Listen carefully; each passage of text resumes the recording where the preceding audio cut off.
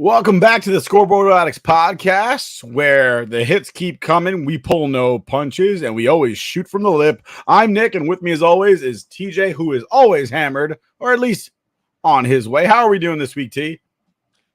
Pretty damn good, man. I mean, NHL playoffs, inbound, right? We're just coming off the Masters. The sun is shining. The birds are chirping. It finally felt like spring this week, a little bit. Rain.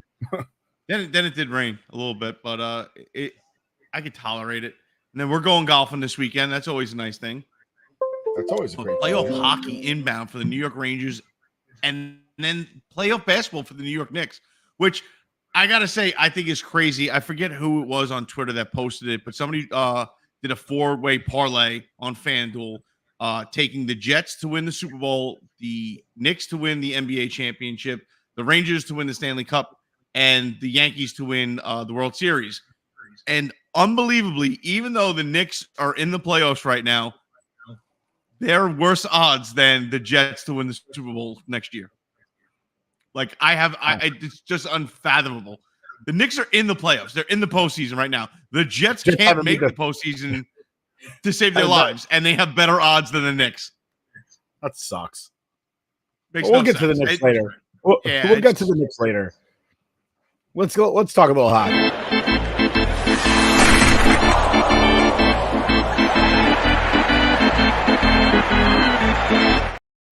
So, as you stated previously, the New York Rangers have made the playoffs and won the President's Cup the other day.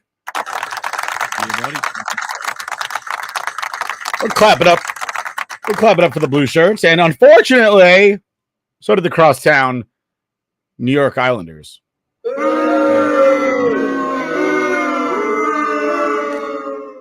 Got in on a wing and a prayer. Lord knows they didn't deserve it. They clawed their way in. You know what? Props to them. They absolutely clawed their way in. You No can't be props mad at them. to suburbs. I'm not mad at them. I'm mad at the suburbs. No props to suburbs. And of course, the Devils, speaking of suburbs, an entire state that's a suburb, the Devils didn't make the playoffs at all. But you know what? Tonight is one of those bad nights for New York sports fans. I don't think the Mets are playing, because if they are, maybe I'll throw that game on. But it doesn't seem like there's any games on tonight. Obviously, the hockey season just ended, as did the basketball season. Yankees and Mets are off, and obviously it's not football season. And even if it was football season, it's Thursday. So unless our team's playing Thursday night football, you ain't watching any. So here we are watching the Seattle Kraken versus the Minnesota Wild. Wild up 1-0 in the second period. And we're talking about the New York Rangers making the playoffs, President's Trophy recipients, and that means literally nothing going into the playoffs. And actually, more often than not, it's a bad thing. Yeah, so we were all over this. You're absolutely right. More often than not, the team that wins the President's Trophy does not end up winning the Stanley Cup. However, in the last, I believe, 8 times that it's happened where the President's Trophy winner has won the Stanley Cup, the Rangers are one of them. So Rangers back in, was it 94? You know, I gotta say, people keep saying 94, 94, 94. They realized it was the 93, 94 season, like, right? Or excuse me, no, it was the 94, 90. It was the 94. Was it 94, 94? It was 94, 95, no? Or am I crazy? No, it was happening in 94. They won in 94. Yeah. No, they won in 90. They won in 94, but it was the 93, 94 season, right? Yeah. So now we're at what, 30 years or something like that? Pretty much. Yeah, dude. Because I keep seeing things. People keep posting things like, "Oh, this happened in like November of '94. Rangers won the cup in '94." I'm like, it's a different season, right? Yeah, well, it's not the same thing. Listen, but you know what? I was having fun with the connections this week on the internet. I mean, the O.J. Simpson thing is hilarious, right? The whole O.J. Simpson. But wasn't the O.J. Simpson thing was in the fall, wasn't it? Or am I crazy?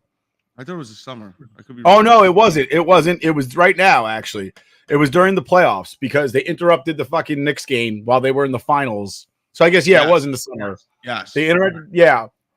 But you know what? I'm not one of those people that looks toward the past and goes, "Yeah, look, the signs are." I don't believe in signs. I really don't believe in signs.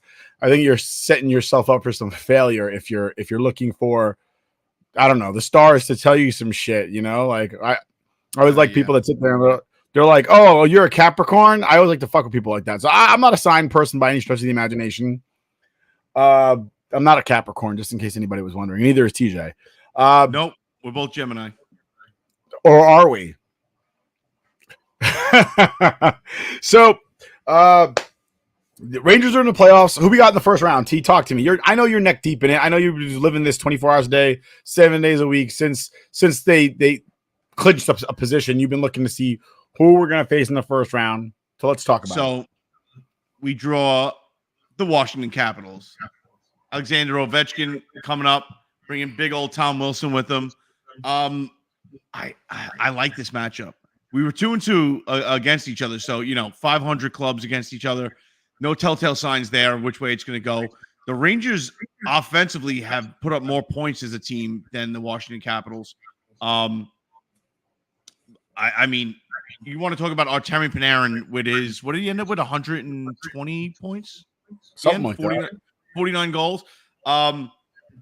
Dude, outdoing Alexander Ovechkin. Obviously, Ovechkin having 30-plus goals every season since he's been in the league. So, and he's obviously on the back nine right now, last couple seasons, just trying to essentially break records and play hockey a little bit longer. Nothing wrong with that. Nothing wrong with playing hockey a little longer. No, absolutely not. Absolutely not. But I like the fact that you have the Tom Wilson factor because we may actually see Matt Murphy start a couple games in the postseason, and hopefully we don't get a Gerard Gallant situation where we're benching Ryan Reeves in our physicality for the last 2 games of the year for nonsense. So I like the build up between Goliath versus Goliath essentially. I think it's definitely bringing some energy to the game, and it's a way of each team kind of getting back into a game if their momentum is just lackluster, right? So look to see some fireworks at least 1, if not 2 games in the series. I think I don't know. I'm happy that we don't have the Islanders. I don't want that first round. I was happy that we drew. It's too much pressure. Yeah, 100% too much pressure. Especially on the guys that we need to come through. I mean, we've been very outspoken, at least I have, about Artemi Panarin's struggles in the postseason. He doesn't seem to show up, but you know what? This guy, Zibanejad, Kreider and Zibanejad, this is where, like, it's all on the line. It's on their shoulders at this point. They've been very lackluster, especially 5-on-5. Mika is just lost, which is amazing because I think he ended up with like 33 goals at the end of the year, 34 goals. But yet his goals aren't big impact goals. And not to say that power play goals aren't impact goals. Of course they are. But when you're one of the top tier teams or you're the President Trophy winner, you should be dominating on the power play, right? You should be coming away with a power play goal about 55-60% of the time. So it's the 5-on-5, the nitty gritty that you have should be better than every other team in the league, right? It's not hard to fathom, the worst team in the league scoring goals against the best team in the league on the power play. You can't rely on the power play. You can't sit there and hope that the refs are going to be giving you every call and you can capitalize on it, right? If you have a 5-on-5, 60-minute game, you need to be able to dominate a team like the Capitals. You came in the number 1 seed. Like, the Rangers should be able to blow through the series. But I honestly, it's probably going to go to the distance because that's just our luck and that's just how we play. And we'll sit there and rely on Igor to be a monster in between the pipes and try to keep it, to 2 goals allowed, and then we'll struggle to make 3 goals. So it's just everything is going to come down to Mika Zibanejad and Chris Kreider. All the other role players on this team do exactly their job. The defense and how Lav was kind of switching things around the last couple games of the season. He did mix up Trouba and Miller. Happened for a game. Jury's out on if it was a good thing or a bad thing. But at least he's willing to shake some things up because our defense has been lacking. Our defense has been very, blasé, just kind of there, making plays that they have to make, but no grit. When's the last time you've seen Trouba light somebody up? And I understand he just came off an injury, but when's the last time he lit somebody up? It's been all season though. I haven't seen him put the Trouba train stuck in the station this whole season. Ever since he got that C on his chest, the Trouba train is stuck in the station. It's like Shining Time Station now. He's fucking he's Thomas the Tank Engine at this point. Just a nice guy skating on the ice. He's definitely Percy. Is Percy a character from that show? Yes. I sat there and I was like, "Who the fuck?" I wish if he's gonna be at least be George Carlin. George Carlin was hilarious. George Carlin's awesome. George Carlin is like Lindgren when he retires, and he's gonna need himself some, a big old bag of weed and a nice, comfy lounge chair to sit in because I think he deserves it. I think Lindgren has been the grit for this team the entire season. 100%. His getting injured was definitely a kind of kick in the teeth, to so to speak, as far as the grit on the team and its ability to be tough, just overall tough. Because if anybody on that team is tough, it's Lindgren. 100%. Oh, yeah. He's the guy that's gonna be indicative of what mental, physical toughness is, and just going out there, balls to the wall. I don't feel pain. I'm back out there. And I'm not saying that anybody that gets injured is a punk or anything. That's not what I'm saying. Injuries are injuries. They happen. But I'm saying is that guy could be injured and none of us would know about it for 3.5 weeks. And he'd be skating. What you're saying is Lindgren is a hockey player. Yeah, man. I mean, I don't like that kind of mindset about it, simply because it's in this day and age, you're seeing different types of hockey players. You still have goons, but then you have got finesse guys that are not going out there and banging around every single. I mean, you're going to get the Sidney Crosbys of the world, and Bedard is that kind of leans kind of that way too, and so does McDavid. The only difference is they're not a pain in the ass like Crosby is, where he does things that'll start a fight and then run away. That's the difference. They'll play clean, because I don't think that Gretzky was out there banging heads with guys. I mean, he didn't play like a little punk, but he wasn't out there, banging heads, big collisions. There's room for finesse players too. I mean, that's why we have guys like Panarin, because Kakko is not a Panarin style player, despite people wanting him to be that goal ringer all day long. But he'll get into the boards and he'll get dirty. Panarin has gotten a little physical this year. I've definitely noticed the difference between the past couple of years. He's definitely making more of a physical impact. I mean, I'm not sitting there saying he's going to go out and start blowing people up along the boards. But when you have your top goal scorer and top points scorer throwing checks and rubbing people out on the boards and finishing checks, and if it's within the 1 second of 2 seconds of a pass, actually throwing a shoulder into a guy, every little hit counts, right? It counts as a hit on the stat sheet. It counts as being physical. And hey, you never know. That guy turns around, gives you a little whack on the back of the legs. Now you're on a power play, and maybe Mika or Kreider scores, right? Yeah. I mean, I was going to say the reason why I focus on Mika and Kreider is because I feel like the Rangers have squared themselves away in almost every other aspect of the game, other than, like we said, defense, right? Goaltending. You have two of the best goalies in the league going into the playoffs, right? Igor Shesterkin is a beast, right? Vezina winner. He is the upper echelon of goaltending. And then you have Jonathan Quick just reemerge as like, oh, hey, this is the reason why I have this many cups. Let's add another one to the stack. In case you forgot about me. Right. Like, dude, to go in knowing that either one on any given night can win you a playoff game is tremendous, right? And that's a great feeling to have. The role players on this team, the Kakos, dude, the Lafreniere. Laffy had a great season, dude. Everybody was on his case. They wanted to 86 him for fucking Kane halfway through the season last year, right? They wanted to bring in Patrick Kane so bad. And we still have to hear these Patrick Kane apologists. Oh, Kane should still be on the Rangers. Kane should still be on the Rangers. Guess what? That's gone. It's over and done with, right? He's not on the Rangers. But you know who is here? Lafreniere, who everyone wanted him gone. Everybody said he sucks. He's a 10-goal scorer. Whoa. At 20, what is he, 23 now? A breakout season. Finally putting up points on the stat sheet that you expect from this guy. And doing it in a way that's coming on a season where they won the President's Trophy. If this isn't the perfect time for somebody like him to come on, I don't know what is. And we already said Kakko is going to give you 110% every night, right? Philip Hedl, all of a sudden out there practicing. I saw that. Tell me that's not like lighting a fire right now. That's wild. Laffy's 22. He'll be 23 in October, so next season. But yeah, let's quit him again. This guy sucks. Yeah, we quit. Half the fucking fans on Twitter quit on him last year, dude. At 21 years old. This guy will never be good. No quit in New York applied to the team, not to the fans on their own players. The Islanders get the Carolina Hurricanes in the first round. What are your thoughts about that?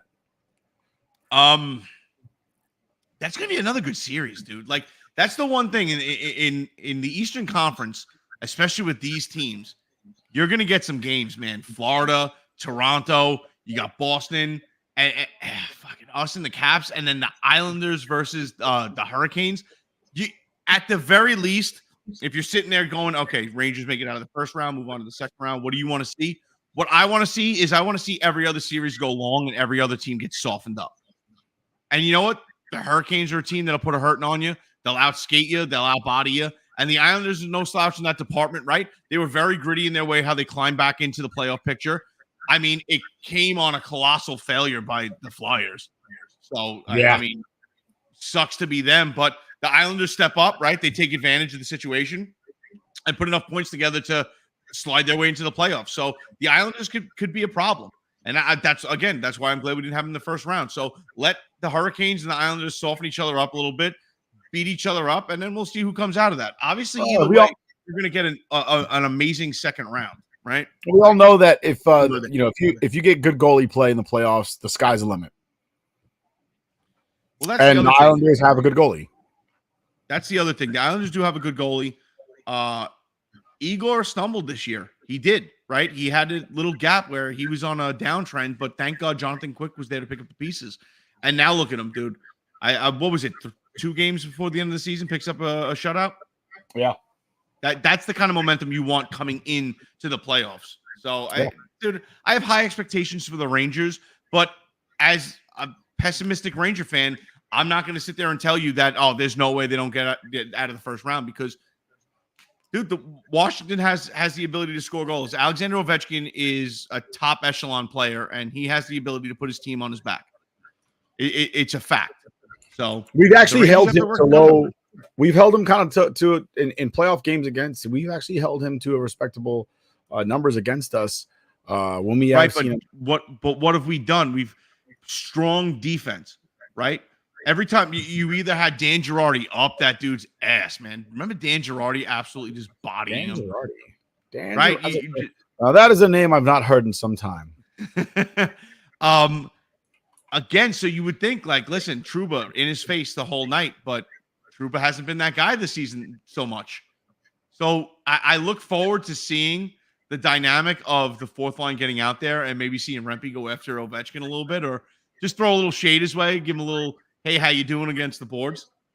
How do you do? Hey, how you doing? But yeah, dude, this is the best time of the year. I mean, I think playoff hockey is the only sport that I will generally go out of my way to watch other series, especially if they're billed the right way and you get the right showdown. And I think right now the East Coast is going to be soaking up a lot of eyes because you just got tremendous series after tremendous series. Yeah, bear in mind for those of you who are Rangers fans, who are hockey fans in general, right now, and I'm taking a look right now because you never know, things change quickly in this world. You blink and everything's gone. They are still selling Adidas jerseys.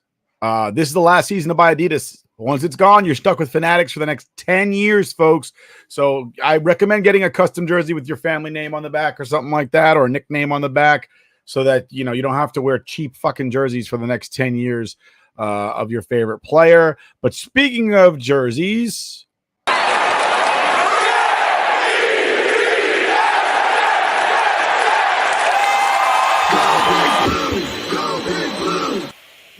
so the New York Jets released, along with multiple NFL teams, released jerseys changes. The last jersey, and you know what?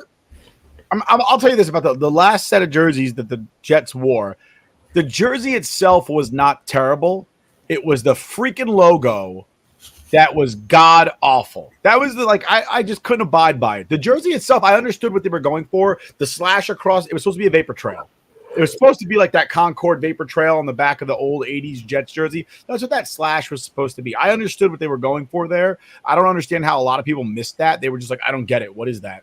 And I'm like, if you don't understand that they were going for the tail of the Concord Jet and the Jets logo from the 80s, I don't know how to help you.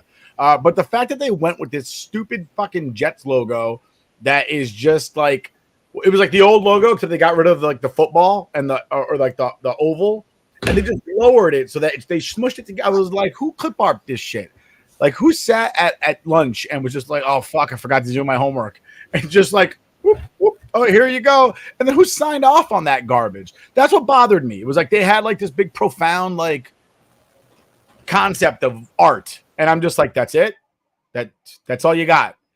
And this year they came back, and I don't know why people have such a nostalgia for a time frame which wasn't successful, but they came back, and now we're going back to wearing the 80s Jets jerseys, and everybody's talking about how profound and this is the 2024 word that I hate the most, how clean it is.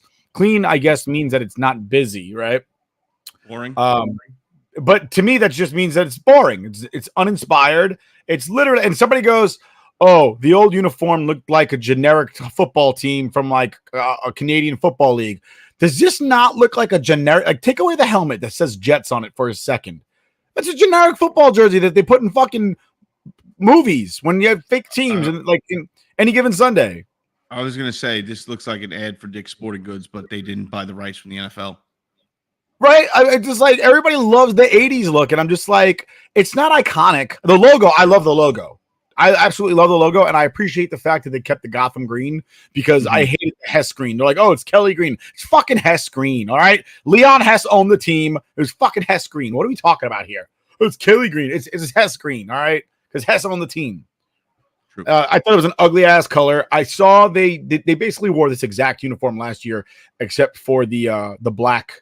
The one that Aaron Rodgers is wearing, I believe, is the one that they wore the opening night against. Like, that's, it's ironic that picture of him throwing is probably from that night where he tore his Achilles and never played again. Yeah.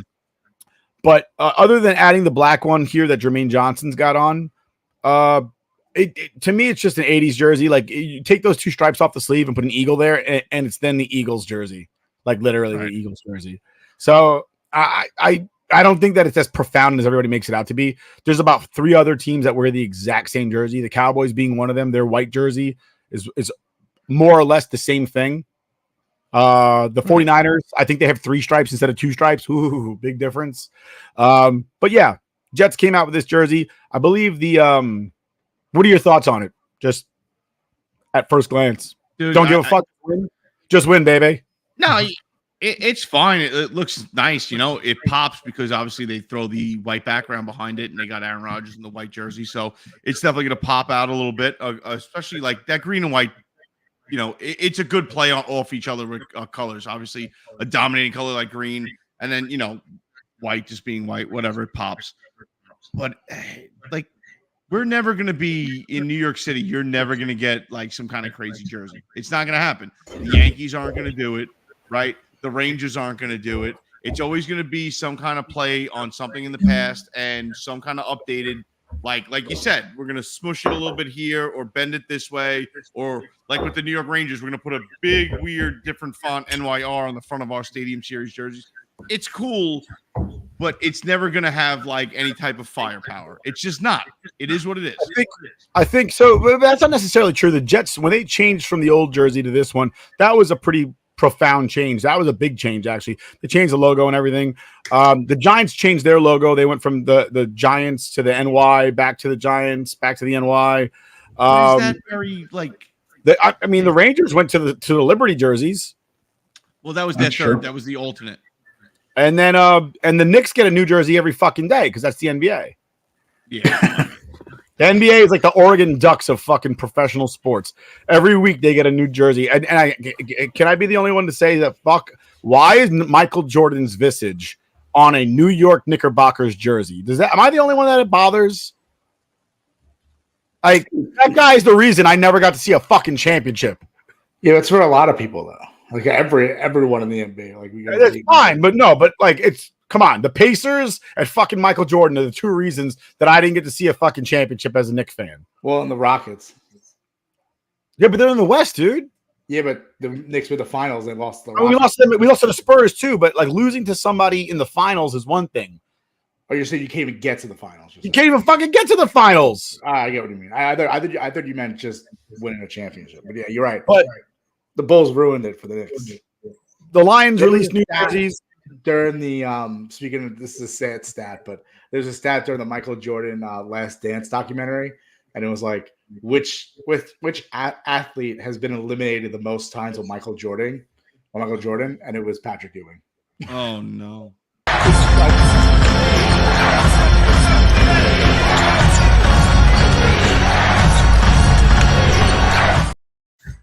I'd say that defense thing makes me want to watch Eddie with Whoopi Goldberg, where she becomes head coach of the New York Knicks. No, but it's funny. You're she's the coach on the sideline screaming defense, because the fans are sitting there like, this sucks. You're watching The Last Dance, and as a Knicks fan, you're just like, oh, I'm just trying to enjoy like basketball history, trying to watch this, and you just catch him strays. Like fucking Patrick Ewing, the one NBA player that's been eliminated the most by Michael Jordan. You know what though? Honestly, it doesn't bother me whatsoever because at the end of the day, I am a Jordan over LeBron all day, every day. So hearing how great Jordan was, and all these fans are like, yeah, but LeBron. It's like, no. Stop. Wait, here's the best part. But LeBron wears Jordan's number. Not anymore, but he did wear 23 a lot. Doesn't he wear 23 right now with the Lakers? No, he wears 6 with the Lakers. He went back to 6 again. Jeez, if there was a guy like I disliked more, it's him. If I was a fan, I don't understand how anybody buys his jersey. Does he change his number arbitrarily so that he can get New Jersey sales? I'm trying to think. Is he wearing 6 right now? I feel like I watched the game the other day. I think he was wearing 6. I don't know if he's wearing 23, but he definitely is worn. Like he's worn 6 with the Heat. He's worn 6 with the Cavs and at 23 with the Cavs. Yeah, right. I think he's worn 6 and 23 with the Lakers as well. And the worst part about it is like ESPN. They recently posted like the Lakers are 3-0 in playing games because LeBron's like been the Lakers since, and I get like it's a new thing to play in, like they're the 8th seed if it's after the playing game, but it's like to boast that they're 3-0 in the playing game, like you probably shouldn't even be better. Like he's 23. Oh, he is 23. I thought he was wearing 6 the other day. Yeah, he did wear 6 at some point, but he did wear 6 with the Lakers at one point, and they went back. Yeah, he did. I think he definitely has. But he always changed. He had a reason for why he changed to 23. I don't remember what it was. It's probably like something like how I have to respect Jordan again. He's the GOAT. That's only fucking basketball where they do shit. Where you're still on the same team and you change your number. Well, did you hear that recently? They're going to change the numbers. Kirk Cousins. I don't know why I said Kirk. Kirk Cousins tried to buy number 8 from Kyle Pitts, right? So they were like, I'm on board for it. He was going to pay Kyle Pitts his money.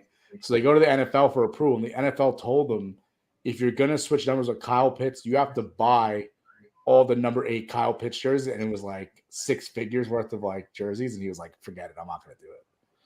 That's wild. Because they're wild. They don't want you because they don't want people. They don't mess up the jersey stuff. Like not because it's gonna mess with the fans. Oh yeah, and all those people have all the jerseys that are already pre-made for Kyle Pitts number 8. Yeah, I get like if he was traded, okay, like that sucks, but. Yeah, he's not. He's on the same team. There's no need to change the number unless So that's actually interesting the NFL does that now. The only time that they like that they do that in other sports and teams is just like you were on the team and there was a veteran that had your number, and then like you were like, no, I really wanted that number. The veteran retired the next year, and was like, cool, I'm going to change it. Like Garrett Wilson right now. Garrett Wilson got to the Jets. Somebody else had 5. He was like, all right, well, I guess I can't wear 5 because somebody else has it. So he wore 17. Well, that guy changed his number or left the team, whatever. I want to say it was Morstead, the punter. Had number 5, and he was just like, oh, I'm on. I'll give you 5. Fuck it. Here you go. So Garrett Wilson changed his number to 5. But he ain't going to change his number back to 17 at any time. Like, not on the Jets. He's not gonna fucking flip flop for the rest of his fucking career. Jordan only changed his number to 45 because fucking NBA made him. It was the stupidest shit that ever happened in the history of like sports. They're like, no, that number's retired. You can't wear that number. It's my number, dude. Like, what are you talking about? That's right. Yeah, it was ridiculous. No, but then they eventually let him wear the 23 again. Yeah, it was the dumbest shit in the fucking world. All right, but we got rap songs out of it. Jay-Z sang about it. When I come back like Jordan, wearing the 4-5. Actually, I have a 45 Jordan jersey. Shame on you. We're Knicks fans. We won't do that shit. I got my John Starks jersey up there right now. Anyway, what? Still, it's Michael Jordan. Still fucking what? The guy ruined my life. I would be a basketball fan big time right now if it wasn't for fucking Michael Jordan. And you know how I know Harry Potter is fucking bullshit? Because not one time did anybody go, Michael Jordan's on a fucking run, 6 championships, huh? Hey Ron, did you catch the game the other fucking Jordan, huh? Sure. You know how else I know it's bullshit? A ginger kid with 2 friends. Get out of here. We're not talking about the Bulls anymore. The Bulls had to win a playing game to get in the playoffs. So we'll talk about the New York Knicks, who have solidified the number 2 seed. And you know what? I'm sick of this disrespect, all right? No more disrespect in the Knicks. I got the fucking 76ers. They win last night, and they have who I can't remember the guy's name, but he goes on a podcast with Chandler Parsons, and he says, listen, he's like, the Knicks are the easiest team. That's why we wanted to win last night. Fuck you. The Knicks have taken Boston Celtics. I think they took 3 games out of 3-1 against Boston this year.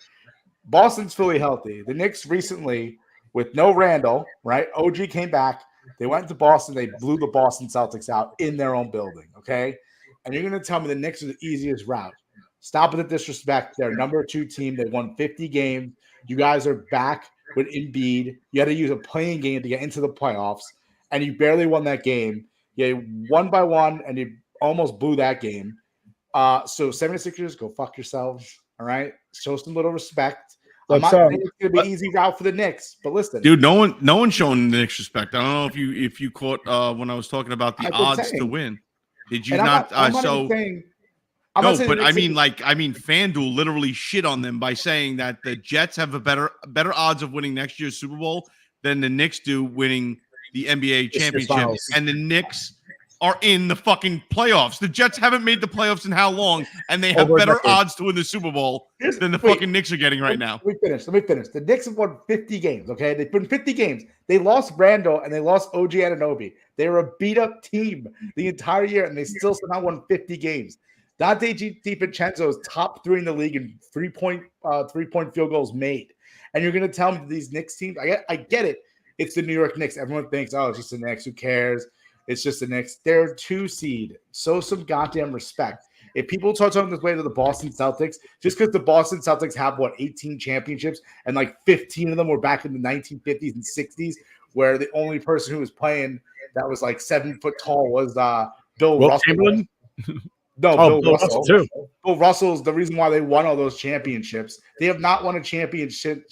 Hey, you don't say that. Basketball fans will tell you that being tall doesn't make you good at basketball, except for the fact that the 2 guys that dominated the 60s and 70s were Bill Russell and Wilt Chamberlain, and they were both the tallest guy in the league. But it didn't fucking help you being closer to the rim. They won 1 championship in the 1980s, but we give Boston Celtics their respect because they have Jason Tatum and Jaylen Brown. Those guys haven't won anything. They went to an NBA Finals, and they lost to the Warriors, who were pretty much beaten up at the time. They had washed up Clay. You have Steph, who was still obviously good at the time.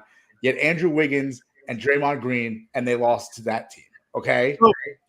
Before we do disrespect this Philadelphia 76ers, I just want to point out that the MC for my wedding is actually the MC for the Philadelphia 76ers. So let's take it easy on the Sixers a little bit. I'm not thinking. No, here's the thing. It's not an easy round. I get it. The Knicks had a tough draw. They were going to play the Heat or they were going to play the 76ers. If the Heat actually won, it would have been better for the Knicks because Jimmy Butler's out for the year now. He's not playing the playing game. If the Heat win the next game, he's not going to be playing on the next playoff round either. So we have the Knicks who are going against the 76ers or the Heat. They get the 76ers. I get it. Joel Embiid is one of the best players in the NBA. But we still have Jalen Brunson. We have OG Anunoby, who plays very good defense. We have role players. We have a team that is more complete than just, let's put 2 or 3 stars together. Besides Therese Maxey and Joel Embiid, who else is on that Sixers team? You have Tobias Harris, one of the worst contracts the 76ers probably ever wanted to have. The guy's just robbing money from them. Yeah, but they put out a statue of fucking Allen Iverson the other day. Yeah, at their practice facility. I mean, what kind of disrespect is that? Put it outside the fucking stadium. At the practice facility. Practice. We're not even talking about a game. We talking about guys hates practice. They're trolling. At that point, they're trolling, right? They're trolling at that point. They're like, this guy hated practice. Let's put this statue out to the practice arena. That's like putting a statue of fucking Bucky Dent somewhere where you hit home runs. This guy only ever hit like one home run in his life. Yeah, let's put a statue of him out there, like in that one area where he hit a home run. Like it's just that one time. I think it's hilarious they put him out to the practice arena. He probably signed off on him. Was like, all right, I get it. It's kind of funny, but I'm not disrespecting 76ers. They're a very good team. Joel Embiid is one of the best players in the NBA. He would have been MVP if he wasn't injured this year. But for the disrespect from everyone, from every pundit, you have Charles Barkley saying Knicks are the easiest way to the 76ers. They better win the one game because they'll be on the second round easily. You have Shaq talking shit about the Knicks. You have every single person who's that's out not there. True. It's not every single person because Kendrick Perkins started a fight with Shaq and Barkley because he was like, if they think that the Knicks are an easy walkthrough, then clearly neither one of them, I don't care if they're in the Hall of Fame, they clearly do not watch basketball.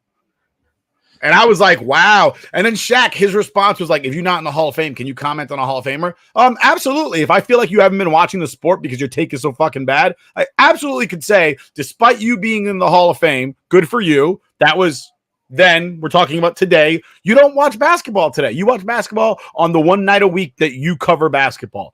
You watch that one game. That's it. Yeah. So don't talk about everything else you haven't been watching. Like, I'm not going to sit on our podcast and talk about fucking shit on the West Coast. You know why? Because I don't watch West Coast shit. I'm not going to try to speculate on it. I might touch on it if it's big news like Ohtani or something like that. I'll touch on it. A little dab. That's it. But I'm not fucking grabbing it by its haunches and taking it in. That's not happening. Yeah. So, like, I got a problem with Perk saying what he said. This is the extent that I know about it. The Knicks. Like, this is all I have. But also, the Knicks are 20-3 at OG Anunoby. And I told you guys this last week. Randall just say OG, bro. You don't got to say his whole fucking name every time, bro. I just like the way when I say OG, I feel like people just think like, I know people get it, who I'm talking about, but it just sounds like I'm just talking about the OG, like the OG, whatever. But no, I just like saying his whole name together, OG Anunoby. But anyway, I said last week, the Randall injury was devastating. Obviously, he's a second option. He's the big scorer for the team besides Jalen Brunson. Say Giannis's name, smart guy. What? Say Giannis's name. I can't. Yeah. Well, OG coming back, that was the one they needed. They needed OG back. That's what I said. If it wasn't for OG coming back, they would be in serious trouble. I like the Knicks' chances. Listen, I'm a Knicks fan. I get it. But I still like their chances against 76ers, even with the fact that Joel Embiid is back. I don't think he played that great last night. But listen, I have respect for 76ers to tough out, but give some little respect to the next 50 games. So, number 2 seed in the East. Let's move on now. Done. How much respect are you putting on the Knicks? Tons of respect. You bet them? Tons of respect. You bet them? What kind of respect bet did you put down on the New York Knicks to win the NBA? No, I don't do that. I don't bet on teams I root for. I just don't. Yeah, I can't do it. You don't touch the money. I'm with you. I root for, and I don't like doing the emotional hedge. I hate people who Evan Roberts does it all the time. It says he'll bet like the opposite team to feel better about himself that he won money if his team loses, which is bullshit. I don't want to win money. If my team loses, I don't be fucking miserable. I don't want a fucking payout. I don't want anything. I want to be miserable. Just let me be miserable. Let me ask you this right now: if you could have Knicks winning the championship, right, and $1,000 cash, or the Rangers winning the Stanley Cup, what are you taking? I threw the cash incentive in there on top of it because I want you to go a certain way that gets Nick fired up, and you get the Devils fan moniker. So it's so tough. What was it? It was the Knicks championship and what? And $1,000 win and $1,000 cash, or Rangers win the Stanley Cup. I don't really $1,000 really doesn't win up my skirt, as Nick would say. I actually listen. Despite the fact that New York Knicks have not won since the '60s, I still want a Stanley Cup. I'm picking the Rangers. I don't care. There's no way. I think winning the Stanley Cup is one of the toughest things to do. I think in sports, winning an NBA championship. I know it's been since the '60s, the Knicks, but I still would 100% take Yeah, the dude, I'm with That's you. what I was makes gonna it work say. out. I'm taking the fucking Knicks, bro. I got a wedding to pay. I could use that $1,000. I'm fucking broke. I swear to God, I'm over here eating fucking Lunchables for dinner and shit. You kidding me? I will rob you so fucking fast. What was that? You should stop eating those. What was that? Lunchables. There's a huge trace of lead in all of them. Bro, I work in a government building that had lead and fucking asbestos in it. Do you think I really give a fuck about Lunchables? It's stop giving it to the kids. Child's fucking charcuterie board. We stopped giving Shut it up! to I buy those for my son. Now I'm scared. No, look it up. Really, look it up. It's bad. We stopped giving it to the kids. Dude, contact your lawyer and see if you can sue these sons of bitches. We drive on. Whiskey of the week. What are we drinking, boys? Nothing. No. TJ fucking lifts up something. Ooh, TJ's Garage Bar blend. 2023. Oh, that's so fancy. I decided, dude, this has been sitting in the bar since late, probably summer last year, where I made this infinity bottle, and I got the stat sheet somewhere. I want to say it's somewhere like 114, 117 proof with all the different whiskeys I put in here.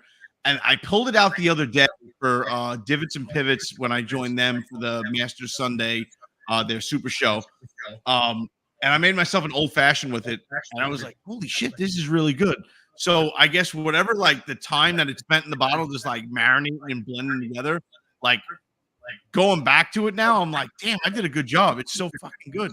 So I went with this. It's sweet, Nick. Got that caramel note to it. It's plucky, a bit fruity. No vanilla. Actually, it's just all caramel. A nice char from the wood. It's a little spicy, dude. And a little zing to it. I don't know, but it's a little gives you the Kentucky hug, right? A little heat in the chest, the chesticles, if you will. But I gotta say, like, I gotta go make sure I can find my list and see how I made this and how I blended it, because this came out amazing and it is fantastic in old fashioned. Oh. So, Rook, you what are you drinking, Rook? I'm drinking this. The bottle you bought for me. I paid for you, but I paid you back. But the Woodford Reserve Double Oaked that we got from the store. Awesome. That's one of my favorite, like sweet whiskeys. Like that and Old Forester 1910 are probably like the top of sweet. You could probably hand that to somebody that does not like whiskey, and they will find something in there that's like, oh, that's not too bad. Like, it's very inviting. It has a nice caramel flavor, vanilla with some sweet lotus flavor. Lotus, huh? I'm just making up fucking shit. No, this is really good. It has a sweet lotus plant's poisonous? It goes down smooth. I think lotus plant is poisonous. But it is it's very smooth. It's good. It's Woodford Reserve. Obviously, I love Woodford Reserve, but the double oaked one is much better than the original. Very good. Yeah, definitely. Now that you mentioned lotus being poisonous, it made me think for a second. You know, vegans are always telling like, "Oh, it's not natural to eat meat." Blah blah blah blah. I don't think there's any meat that if you eat it, if it's rancid or you haven't cooked it properly, I don't think there's any meat that you'll die if you eat it. Like snake. No, if you eat the venom sack, yeah. But again, even if you cook the venom, you're fine. Oh, I don't know. No idea. Well, yeah, there's a difference between venomous and poisonous. Yeah. Obviously. So you could eat a snake that's venomous that you just don't eat it, where the venom's coming out of. Whatever gland it's stored in, right? You could eat the meat. Snake. But you can't eat a poisonous plant. I don't think there's no fucking poisonous animals. They're venomous, but half this country can't eat fucking peanuts. So what are we talking about? Because peanuts are technically poisonous. I digress. Rook, I brought a bottle of Fightin' 69th whiskey to your party for St. Patty's Day a couple of weeks ago. Yeah, we talked about. And I got another bottle of some military liquor, and I'm sitting here drinking 42nd Infantry Division bourbon. Wow, look at that. And this is made by Steelbound Brewery and Distillery. It's got a little Kentucky hug to it. which I'm not a big fan of. You know me, I'm not like I like that burn. I don't like that burn. But I'm not gonna lie, I've had like 4 sips of this, not heavy sips, but 4 sips. This is only 80 proof, and I'm feeling it already. I don't know what the hell they put in this stuff, but I roofied you. Shouldn't they be called Flories? Yeah, it doesn't burn your. It doesn't ground these. Yeah, you're not getting all that burn on the palate, as one of us would say. But you are going to get it once it gets down to about here. You're going to feel like, oh, that had a little extra into it. But you're not going. It's not going to give you that bitter aftertaste where you're just hating it. I don't even think you can buy this. Truthfully, I think this was a limited run for people that knew about it. And best of luck to you. I feel like if you ever wanted to try it, it's not commercial. It's not a commercial run. This is like a limited run for people who knew about it. Buy your bottle now and forever hold your peace. So yeah, I got some, and it's pretty good. It's not the best I've ever had. I think it cost me like $48. I'm pretty sure there was some significance behind that number, and that's why it cost that dollar amount. But I don't know what it is. It should have cost $42, right? It's the 42nd Infantry Division. Should have cost $42. They should $6. Tax. Nick, I just realized something. You said before the DJ for your wedding is the master of ceremonies. No. The MC for my wedding is the MC for the Sixers. Okay, and you have Jason at the wedding. Is the MC for the Knicks? Knicks. They're gonna throw down. Like they are literally friends. I was to say they're gonna fight. So the MC for the Sixers started as the MC for the Knicks and trained up Jason to take his job. Okay, I was gonna say, is it gonna be like there's like so he moved to Jersey and commuting to New York was no longer convenient. So now he goes to Philly instead. Okay, I was gonna say it's like the Jets and the Sharks here. You're gonna have like yeah, middle of the wedding. We could start a chair match, Rook, at Nick's wedding. Oh, we can fight. Listen, we both have an opportunity to make a speech, so we can just start seeding. My favorite chair match. Yeah, my favorite chair match. I don't remember who did it. Was excuse me, where some fan was screaming at somebody in that Oakland bullpen, and one of the Texas Rangers threw a chair and hit at him, and he ducked it and hit his wife. Yeah. Now his wife didn't have that coming. I think it was Frank Francisco. His wife didn't have that coming. However, women, you need to control your fucking men. If your man is going to be so stupid that his mouth puts you in danger, you need to do something about that. All that being said,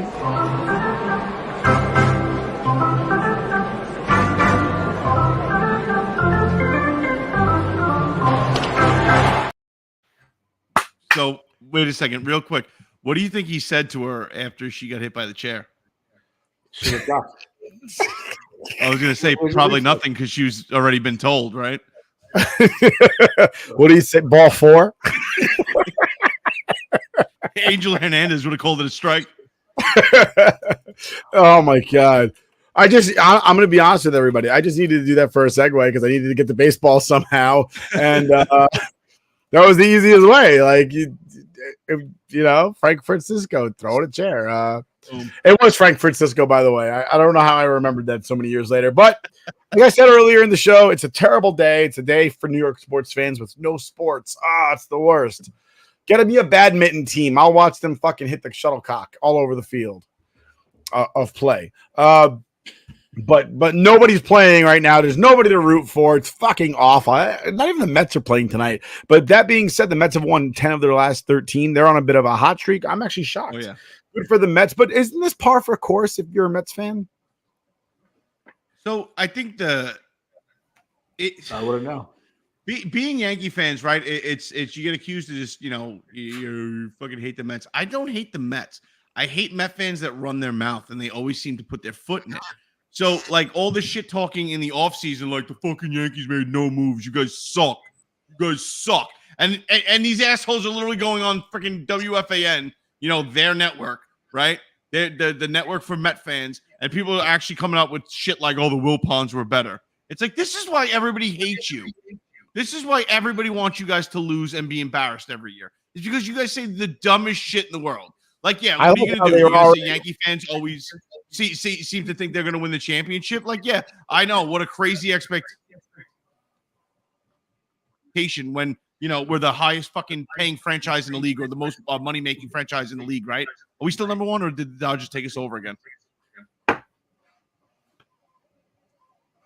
We're still number one. Still number one, right? Yeah. Thank you. So, is it wrong to have those expectations? But Met fans will come out with the craziest shit, and they're going to win fucking 115 games, and they're going to cruise into the playoffs, and they're going to do this, and that, and then something always ridiculous happens. So the Mets got off to a slow start, and this bounce back is good for them, and I'm happy for their fans. But I mean, 2 weeks ago, you people were trying to sing the Wilpons praises, so shut up.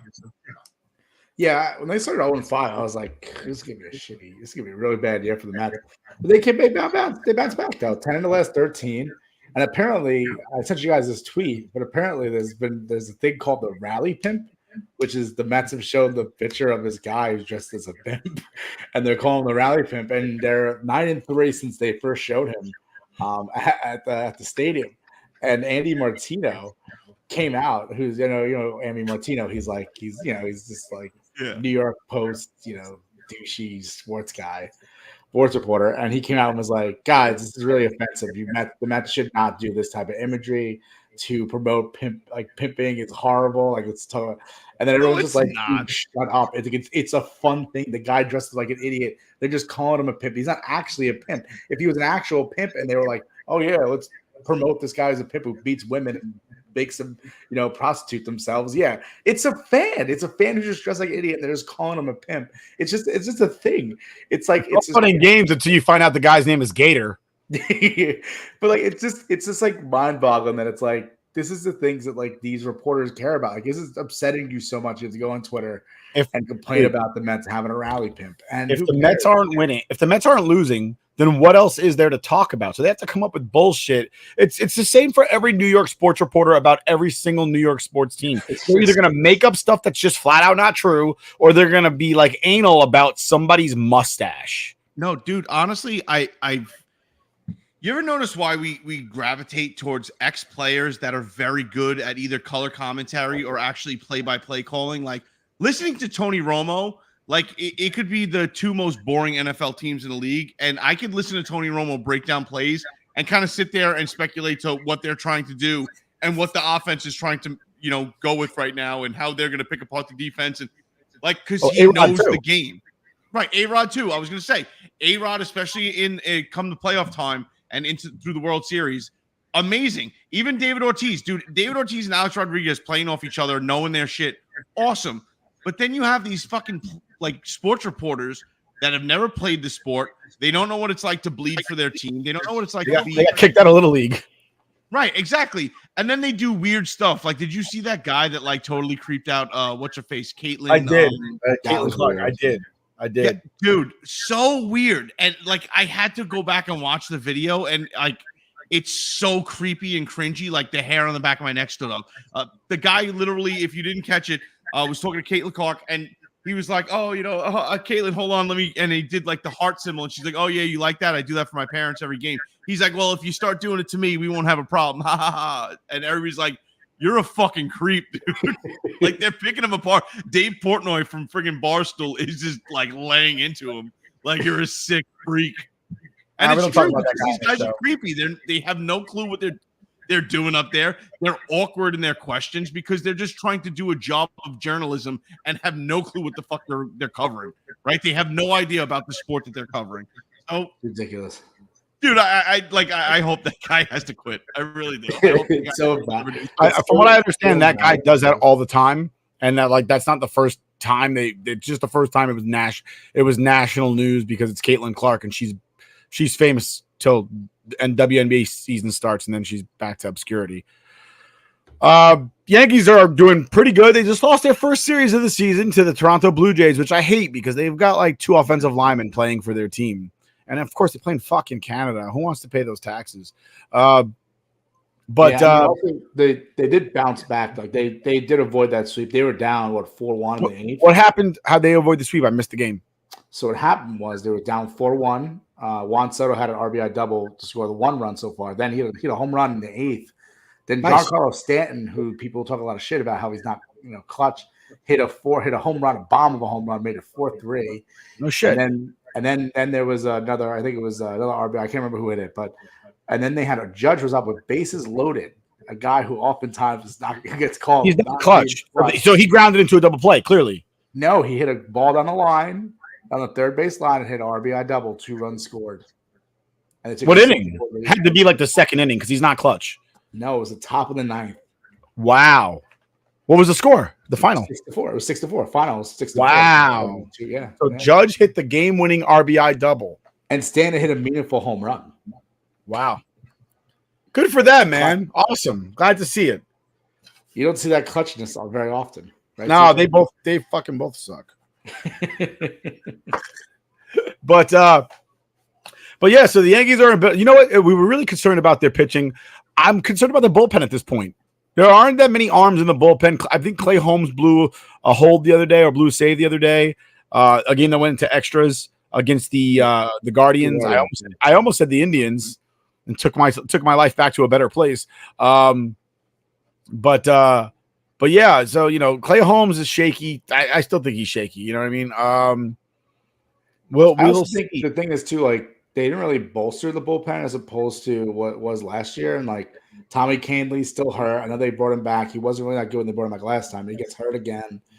I mean, again, Tommy was good back when he was on the team back with 2017, 18. He was good. But I just bringing him back just because he's a familiar face to the Yankees. I think it was a dumb move. That's a Yankee thing to do, though. It is a Yankee thing to do, and I get That's why Aaron Boone's the manager right now. Exactly. But I just, yeah, you're right. The bullpen's an issue. The starters are showing a little bit of weaknesses. Obviously they can only go 5 innings. What's that? I said they can only go 5 innings. That's the weakness. Yeah, I mean that's the thing too. Like Rodon had a tough time last game too. But it is what it is. It's a long season where it's going to happen. You're going to lose 3 or 4 games in a row. That's baseball. I mean, it is what it is. Speaking of that's baseball, John Sterling retiring from the game of baseball. I almost said rest in peace. It's so bad. I don't know why. I thought you were going to say something. 30 some odd years, 40 some odd years covering the Yankees. And I got to be honest with you, I am not a John Sterling fan. I am not. I don't think he's entertaining. He has a great voice. He absolutely has a great voice. Yeah. But for the last 12 to 15 years, I'm pretty sure his eyesight's been going and he has not been able to see a baseball get hit. And his calls are awful because of it. I'll never forget one night, TJ and I being at batting practice for our men's league team, probably 10 years ago plus. And Mark Teixeira's in the box. We're down by a run in the 9th, and Teixeira hit a walk-off home run in the bottom of the 9th at home, obviously at home because they're at the bottom of the 9th. And Sterling couldn't see where the ball went, and he's like, Teixeira, ball down the right field line, can of corn for the right fielder. Oh, is it gone? It's people are telling me it's gone. Yankees win. Yankees win. No, Yankees win. I'm like, wow, dude, you blew that entire. And it wasn't even like it wrapped around the pole. It was 3 rows deep in the corner, like not deep in the corner, but like maybe 15 feet away from the foul pole. And you don't know that? He's terrible. It's true. His eyesight has gone, but he's the voice of the '90 Yankees with that dynasty. So, I mean, but again, you're. But for nostalgia's sake, to sit there and be like, oh, it's so amazing. It's not. John Sterling became just a narcissist at the end. The last decade of John Sterling was, oh, what am I going to come up with a home run call for this guy and this guy? As if people fucking listen to hear what your home run call is going to be. No. They want their team to win, you asshole. They're not. I'm sorry. It's so played out. It's so douchey. I stopped caring about that stupid nonsense when Rob Refsnyder hit a home run and he was like, he's a soul man. He left Seoul, Korea when he was 4 months old. That kid doesn't know anything about Seoul, Korea. It was the most racist call I've ever heard. It was embarrassing. And his stupid Giancarlo Stanton one, Giancarlo Stanton's not Italian, you fucking moron. I don't like that one either. I can't wait till Susan Waldman joins him in the old folks home. He was great in the 90s. It hasn't been great since. Since the Yes Network became a thing, he has not been good. No, I would say from 2015 on, he hasn't been good. When him and when it became Ma and Pa Yanks era, I was over it because they were so easily just sucking the Yankees' dick that I was like, I can't do this. I can't do it. But that's all we have this time this week. We'll catch you again next week. Unlike Roman Reigns, I don't we're care on if every you're week. No, run late. Run it late for a second. Don't disrespect New York. Don't disrespect the Rangers. Don't disrespect the Knicks. We won over 50 games. Show some respect. And we're going to be here after every playoff game, throwing it in your face. I'm saying it now. We're having 2 long runs. It's going to be a great postseason, boys. Buckle up. Let's go. We'll see you again next week. Unlike Roman Reigns, we're here every week.